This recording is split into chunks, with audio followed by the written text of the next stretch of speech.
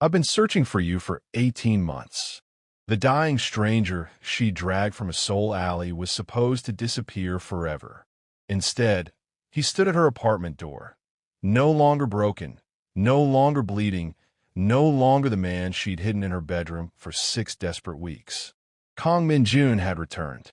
But the man who'd whispered "thank you" from her couch was now Seoul's most powerful businessman, surrounded by men in expensive suits who looked at her tiny studio like it was a sacred shrine.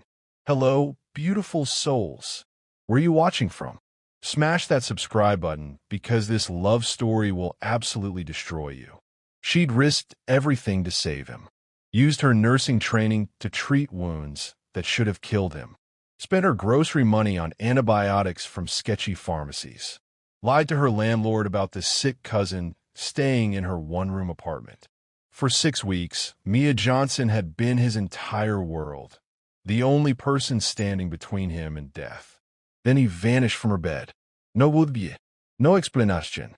Just empty sheets and the crushing realization that she'd fallen in love with a stranger who'd disappeared like smoke. Now he was back, and the grateful eyes that had looked at her with desperate trust were filled with something that made her knees weak. The hands she'd bandaged in her tiny bathroom were now adorned with rings worth more than her annual salary. "You saved my life in this room," he said, his voice carrying the weight of devotion that had grown into something infinite. "Now, let me spend the rest of mine proving I was worth saving." This is the story of how hiding a wounded stranger in her apartment became the most beautiful decision she ever made, and how sometimes the broken souls we heal in secret return to heal us completely. 6 weeks earlier, Mia Johnson was walking home from her nursing shift when she found a man dying in the rain, and made the choice that would change both their lives forever. Mia Johnson had always been the person others turned to when the world felt too heavy to carry alone. Growing up in a tight-knit Atlanta neighborhood where her grandmother ran an unofficial community clinic from their kitchen table, Mia learned early that healing wasn't just about medicine. It was about seeing the humanity in people when they couldn't see it themselves. At 26, she'd moved to Seoul to work with an international nursing program, drawn by the opportunity to help underserved communities while experiencing a culture completely different from her own. Her tiny Hongdae studio apartment was a testament to her priorities. Medical textbooks stacked next to Korean language guides, a first aid kit that was better stocked than some clinics, and photos of her grandmother reminding her that kindness was always the right choice. Mia's colleagues often teased that she'd give her last meal to a stray cat, but they didn't understand that compassion wasn't optional for her. It was as essential as breathing. She'd rather skip dinner than watch someone suffer when she had the skills to help. Kang Min-jun had been born into Seoul's most influential business family, but power had never felt like privilege when it came wrapped in expectations that threatened to suffocate him. As the youngest son of the Kang dynasty, he was supposed to be grateful for the empire he'd inherited, but Min-jun had always been more interested in legitimate business ventures than the family's traditional gray area operations. At 30, he'd been secretly working to transition the family holdings toward completely legal enterprises, community development, technology investment, and charitable foundations. His vision was to transform their influence into something that built communities instead of controlling them.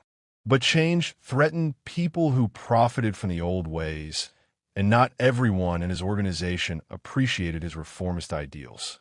The night Mia found him bleeding in that alley, Min-jun had been betrayed by his own cousin Jae-woo, who'd arranged an ambush to eliminate the weak link threatening their traditional operations. Left for dead behind a nightclub, Min-jun had crawled 3 blocks before collapsing, expecting to die alone in the rain. Instead, he'd awakened to gentle hands cleaning his wounds and a soft voice with a southern accent, speaking reassuring words he couldn't quite understand through the haze of fever and pain. Neither Mia nor Min-jun realized that her act of mercy would become the foundation for a love that would challenge everything they thought they knew about trust, family loyalty, and finding home in the most unexpected places. The rain was falling in sheets when Mia Johnson took her usual shortcut through the narrow alley behind the Hongdae Club district, her nursing shift bag slung over her shoulder and exhaustion weighing down every step. She almost missed him. Kang Min-jun was crumpled against a dumpster like discarded garbage, his expensive black suit torn and soaked with rainwater and blood. At first glance, Mia thought she was looking at another victim of Seoul's nightlife gone wrong, a businessman who'd had too much to drink and taken a bad fall. Then she saw the knife wounds. "Oh, God," she whispered, dropping to her knees beside him. Her nursing training kicked in immediately, hands moving to check his pulse while her eyes assessed the damage. 3 deep lacerations across his torso, significant blood loss, and a breathing pattern that screamed internal injuries. He should have been dead already. Min-jun's eyes fluttered open as she pressed her jacket against the worst wound, trying to stem the bleeding. Through the haze of shock and pain, he saw an angel, a beautiful black woman with concerned eyes who was touching him with gentle, competent hands. "Please," he whispered in English, somehow sensing she'd understand. "No hospital. They'll find me." Mia's heart clenched. She'd seen enough emergency room cases to recognize the look of someone running from something worse than their injuries. "You need medical attention. These cuts." "Please," he repeated, his hand weakly grasping hers. "I have nowhere safe." The smart thing would have been to call an ambulance. The responsible thing would have been to get him professional help. Instead, Mia looked at this stranger who was bleeding out in the rain and made a choice that would change both their lives forever. "Can you walk if I help you?" she asked. 20 minutes later, she was half carrying him up 3 flights of stairs to her studio apartment, her heart pounding with equal parts terror and determination. Min-jun was barely conscious, leaning heavily against her small frame while she fumbled with her keys. "Just hold on," she murmured as she settled them onto her bed. "I'm going to take care of you." For the first time in his life, Min-jun felt truly safe. Not because of power or money or family connections, but because of the kindness of a stranger who'd chosen to save him when she had every reason to walk away. For 6 weeks, Mia's tiny studio apartment became a sanctuary where the outside world couldn't reach them. The first week was pure survival. Min-jun drifted in and out of consciousness while Mia monitored his vitals with the intensity of an ICU nurse, checking his wounds every few hours and forcing him to take antibiotics she'd bought from a late-night pharmacy with her grocery money. She slept in the chair beside her bed, waking at the slightest change in his breathing. "You don't have to do this," he whispered during one of his lucid moments, watching her change his bandages with gentle efficiency. "I'm a stranger. I could be dangerous." "You're hurt," Mia replied simply, not meeting his eyes. "That's all I need to know." The second week brought conversation. As Min-jun's strength returned, they began talking during the long hours when pain kept him awake. He told her his name was Min-jun, that he worked in business, that he'd grown up in Seoul. She shared stories about Atlanta, her grandmother's wisdom, and her dreams of making healthcare accessible to everyone who needed it. What she didn't know was that Min-jun spent every conscious moment memorizing details about her. The way she hummed while cleaning his wounds, how she ate cereal for dinner because she'd spent her food budget on his medicine, the softness in her voice when she thought he was sleeping. By the 3rd week, something had shifted between them. Min-jun was strong enough to sit up, to help with small tasks, to insist she sleep in her own bed while he took the couch. But neither of them mentioned him leaving. "You have beautiful hands," he said one evening, watching her prepare his evening medications. Healing hands. Mia felt heat rise in her cheeks. "Just doing my job." "This isn't your job," Min-jun said quietly. "This is your heart." The 4th week brought touches that lingered longer than necessary. Her fingers checking his pulse while his eyes held hers. His hand covering hers when she reached for the water glass. Conversations that stretched late into the night, filled with laughter and the kind of intimacy that grows between people who've seen each other's most vulnerable moments. By the 5th week, Mia was falling in love with a man she knew almost nothing about. And Min-jun was falling apart at the thought of eventually having to leave the only person who'd ever loved him without knowing his name, his power, or his past. The 6th week brought late-night kisses and whispered promises neither of them knew how to keep.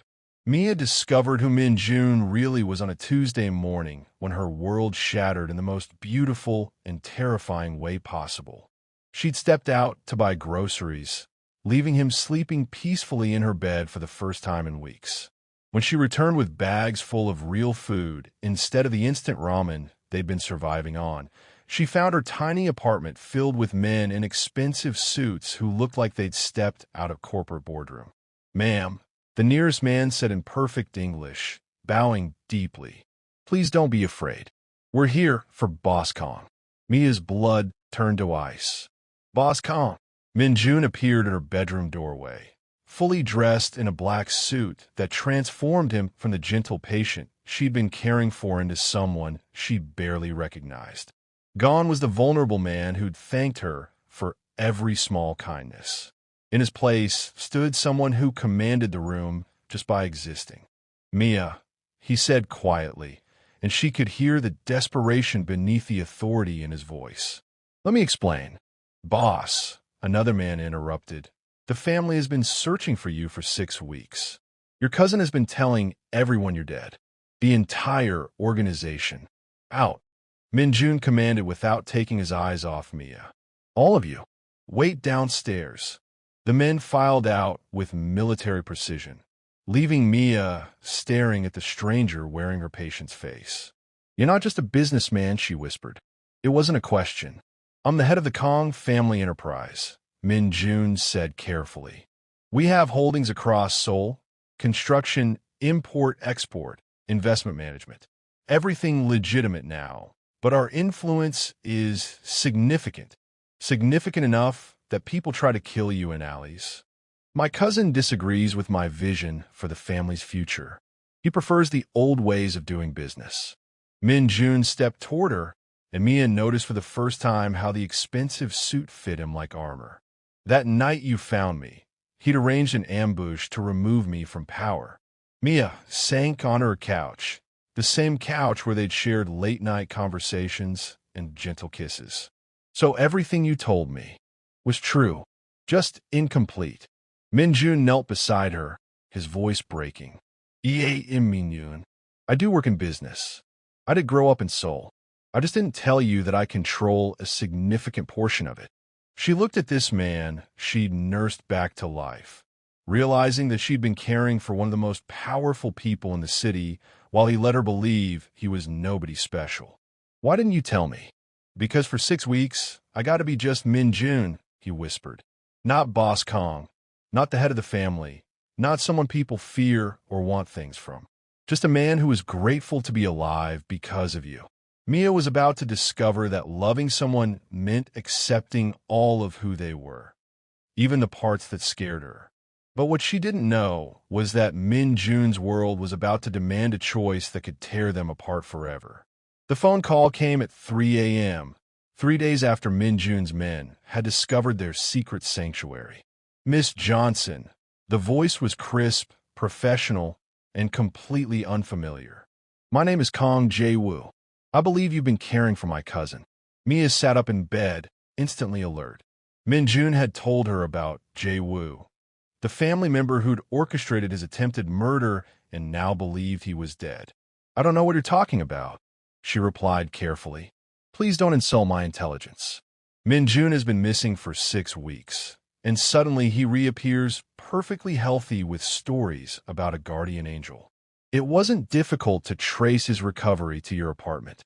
Mia's blood turned cold. "What do you want?" "To make you an offer that serves both our interests," Jae-woo continued smoothly. "You care about my cousin's welfare, correct? Then you'll understand why his association with you has become problematic." The next morning, Mia found herself sitting across from a man who looked like a colder, sharper version of Min-jun in an upscale Gangnam cafe. Jae-woo was impeccably dressed, articulate, and absolutely terrifying in his calm politeness. Min-jun has always been too sentimental, Jae-woo explained, stirring his coffee with deliberate precision. His feelings for you have made him vulnerable at precisely the moment he needs to be strong. The family elders are questioning his judgment. His business partners are concerned about his priorities. What are you saying? I'm saying that your relationship has painted a target on both your backs. Jae-woo leaned forward. There are people in our organization who see you as a weakness to be exploited, others who view you as a threat to be eliminated. Min-jun is so distracted protecting you that he's neglecting the empire that employs thousands of families. Mia felt sick. So you want me to disappear? I want you to save his life by making the choice he's too love-struck to make himself. Jae-woo slid a plane ticket across the table. Return to Atlanta. Let him believe you couldn't handle his world.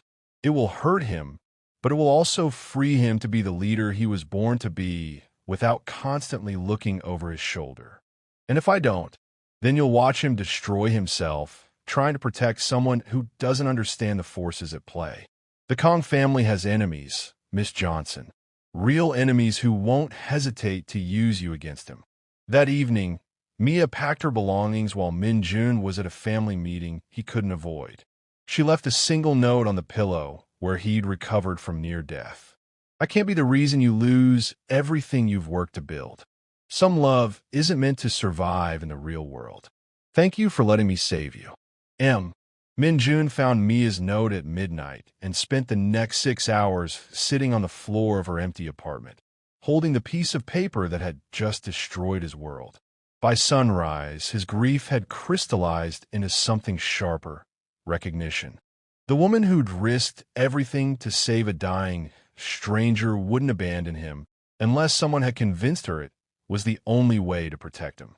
Mia didn't run from difficult situations. She'd proven that by hiding him in her apartment for 6 weeks. She fought for people she cared about, which meant someone had made her believe that fighting for him would destroy him. Min-jun made a phone call that would change everything. Jae-woo, he said when his cousin answered. We need to talk. Now. They met at the family compound, in the same garden where they'd played as children before power and ambition had turned them into enemies. Jae-woo looked comfortable, confident, like a man whose carefully laid plans were finally succeeding. I assume you're ready to focus on family business now that your distraction has been removed? Jae-woo asked. Tell me exactly how Mia decided to leave, Min-jun said quietly. She realized she was holding you back from your responsibilities. Women often make rational choices when they understand the bigger picture. What bigger picture did you paint for her? Something flickered in Jae-woo's eyes, the same tell Min-jun had learned to read during childhood poker games. I may have helped her understand the consequences of your emotional compromises. Min-jun felt a cold, familiar anger rising. Not the explosive rage that destroyed things, but the calculated fury of a man who'd finally seen enough. You threatened her. I offered her perspective. She chose wisely. Meanwhile, at Incheon Airport, Mia was staring at her boarding pass and finally seeing the manipulation with devastating clarity. She'd spent the flight delay thinking about everything Jae-woo had told her, and slowly, the pieces began forming a different picture. He'd known exactly which fears to exploit. Her worry about being Min-jun's weakness, her terror of causing him harm, her feeling of being out of her depth in his world. But Min-jun had never asked her to leave. He'd never suggested she was a burden. In fact, every conversation they'd had showed a man who felt stronger, not weaker, because of their connection. Mia reached for her phone with shaking hands, realizing she'd made the biggest mistake of her life by listening to fear instead of love. Min-jun. Mia. His voice cracked with relief, so profound it made her heart break. Where are you? About to board a plane to Atlanta and regretting every second of it. Please tell me it's not too late to choose love over fear. Mia's plane was still on the tarmac when Min-jun's convoy arrived at Incheon Airport, But this time he wasn't alone. Behind him walked a dozen family elders who'd finally learned the truth about Jae-woo's attempted coup. She met him at the gate, and the moment their eyes locked, everything else fell away. Without a word, Min-jun pulled her into his arms, holding her like she was the only thing keeping him anchored to the earth. "I'm sorry I listened to him," Mia whispered against his chest. "I should have trusted us. He used my greatest fear against me." Min-jun replied, his voice rough with emotion. "The fear that loving you would put you in danger. But I realized something sitting in your empty apartment. The only real danger is living without you." Together, they returned to Seoul for a family meeting that would reshape the Kang Empire forever.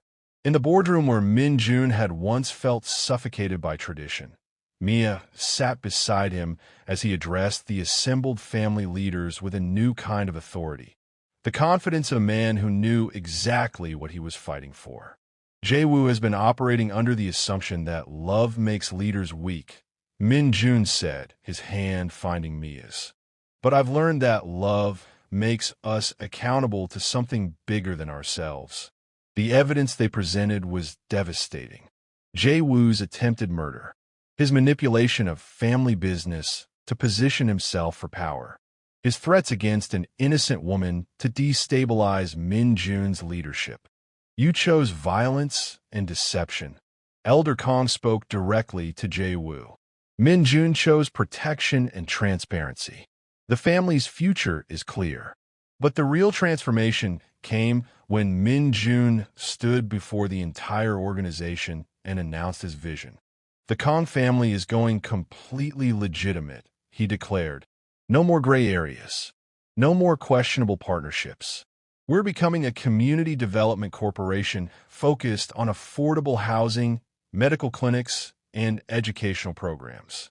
Anyone who can't support this transition can leave with full severance." One by one, the family members voiced their agreement.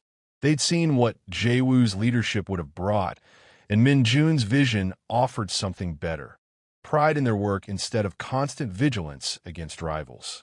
6 months later, Mia stood in the ribbon-cutting ceremony for the first Kang Community Health Center, a state-of-the-art medical facility providing free health care to Seoul's underserved neighborhoods. As the head of nursing operations, she was finally able to combine her medical expertise with Min-jun's resources to create something that truly mattered. "You know," Min-jun said, watching families stream into the clinic for their first appointments, "this all started because you saw someone who needed healing and chose to help." Mia squeezed his hand, looking at the community center they'd built together. "And it continued because you saw someone who needed protecting and chose to change your entire world instead of hiding from mine." 2 years later, Mia Johnson Kang stood in the garden of their home, watching Min-jun teach their 1-year-old daughter Ji-hai to stack building blocks while he explained architectural principles in both Korean and English that she was far too young to understand. "She's going to be an engineer," Mia laughed, photographing Ji-hai's determined concentration as she knocked down yet another tower. "Or a doctor who saves lives like her mother," Min-jun countered, settling beside his wife on the garden bench they'd installed overlooking the city. "Or maybe she'll just be happy, which is all that really matters." Their home sat on a hill overlooking the network of community centers, clinics, and affordable housing complexes that the Kang Foundation had built across Seoul. Through their windows, they could see families whose lives had been changed by the empire they'd transformed together. Children playing in safe playgrounds, elderly people receiving free medical care, young adults attending job training programs that gave them hope for the future. "Remember when you thought hiding me in your apartment was the scariest thing you'd ever do?" Min-jun asked, adjusting the simple platinum band on Mia's finger, the ring he'd given her in the same apartment where she'd saved his life. "Now I can't imagine being scared of anything when I'm with you," Mia replied, watching their daughter giggle as Min-jun made silly faces. "Though I still can't believe you bought that apartment and turned it into a memorial." The tiny Hongdae studio had been transformed into the Seoul Safe Haven Project headquarters, a 24-hour crisis center where people could get emergency medical care, temporary housing, and job placement services without questions asked. A plaque by the door read, "Where every stranger is someone's miracle waiting to happen."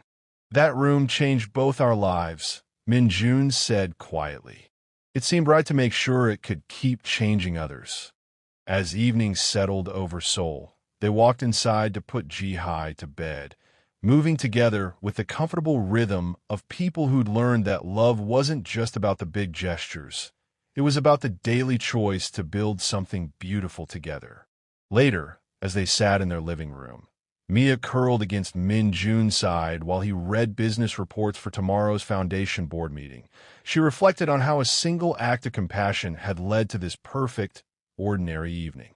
"Do you ever regret it?" she asked softly. "Giving up the old empire for this life?"